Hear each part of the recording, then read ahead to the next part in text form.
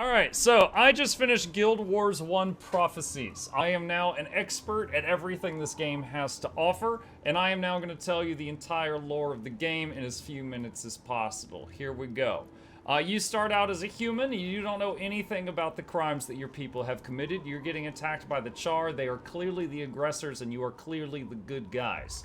They are attacking, and the humans are like, we need some heroes. So you're like, all right, I need a job, I guess. And you go and try to get a job, and they're like, sorry, we're only accepting people that are 15 years old with 30 years of experience. So you're like, all right, I gotta go get a second job. So then you go become like a ranger / necromancer or something. You come back with 2 jobs, and they're like, now you may help us. And then the Char decide at that moment to nuke the capital. You somehow survive. And there's a 2-year time skip. No idea what I was doing for 2 years. I guess I was just outside picking my nose. They don't address that at all, but 2 years pass, and I don't know what I've been up to. We come back, and Ascalon is a mess. Everything's dead. So clearly this nuke affected this whole area, because this was all green and lush. But we're fine. We were in the middle of it. We're in the middle of this, but we're fine. So we keep going and doing our thing. We're running around. We're doing side quests, stuff like that. And we end up on a mission where we find a big horn, and we doot. Play the forbidden note.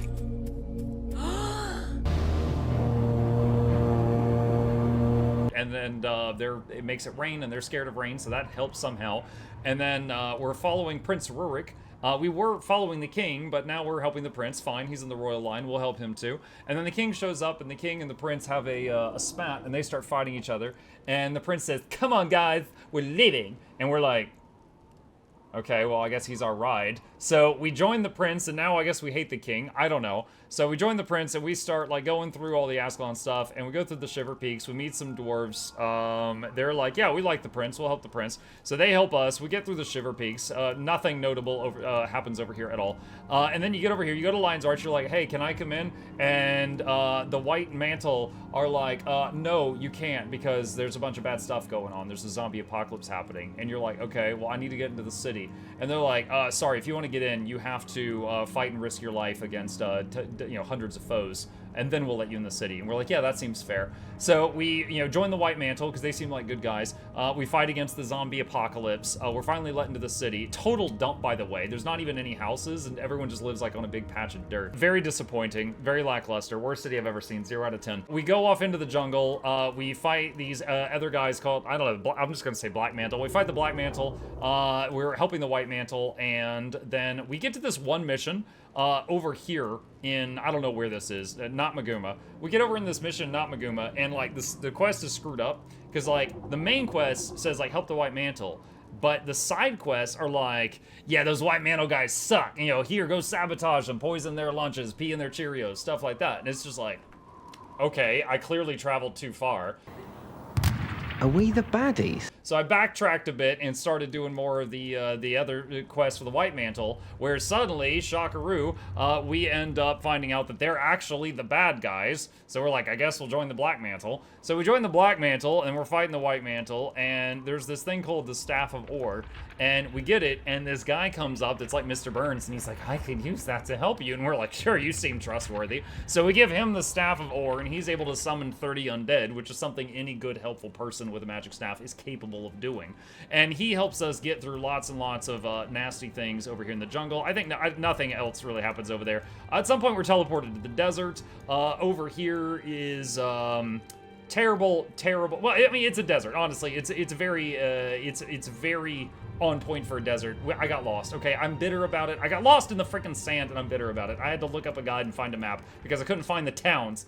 So you do a whole bunch of quests in the desert, then you have to fight your doppelganger. But I was a ranger with a pet, and my doppelganger was a ranger without a pet, so it was really easy because my roller beetle ate his face. So, easiest doppelganger fight I've ever done. 0 out of 10. Worst one I've ever seen. The doppelganger in Guild Wars 2, way stronger, because that one's like a raid boss. So after that, we ended up in the Shiver Peaks again. I guess we like lost our wallet and our phone while we were there, so we go back here to try and find it.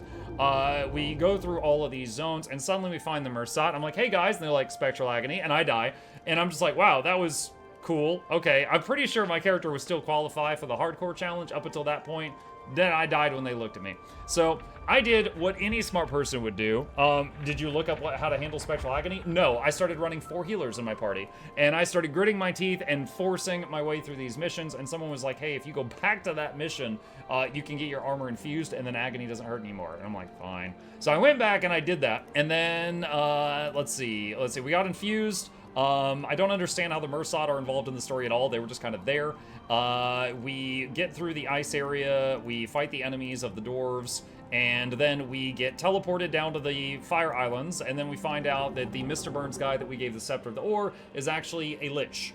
I don't know anything about his motivations, don't know how he became a Lich, I don't know if he has any phylacteries somewhere. He's just called Lich. Not the Lich, not a Lich, not Lich Lord, just Lich. His name tag gets shorter. That means he gets weaker. We get over here, we do the Ring of Fire. There's just a lot of fire elemental stuff, fine. Then the Lich guy reveals himself and summons a bunch of Titans. The first one he summons is the boss of a mission, and he died in like 1 second. It was like incredibly lackluster. We were laughing really hard. Then I get to Hell's Precipice, and muck you. This place took all the fun out of the game. So Hell's Precipice, there are Titans, super weak, doesn't matter, and there are Imps. And the Imps cast Nuke. And if 2 Imps cast it at the same time, it almost kills the entire party. And until this point in the story, the whole story, I maybe had to restart 2 missions. This last mission took me like 10 tries. This is awful. It's absolutely awful. It's cancer. I cannot, 0 out of 10, do not recommend, worst mission ever. But we get through there. Rurik shows up. It turns out he died. Oh, that's right. Rurik died. I forgot. It was a minor thing. Rurik died up here. He was cold or something. So Rurik dies up there, and then he gets animated as an undead down here. So we kill him again because he should have learned. He should have stayed down. And then we fight the Lich. He was easier to kill than any of the Imps that we fought. And yeah, it was, the toughest boss in the game are the Imps on this island. Then we went back over to Draknar's Forge, and there was a whole celebration, and everybody threw a party to celebrate that Rurik was dead again. And that was the end of Guild Wars Prophecies. I'll see you in Factions.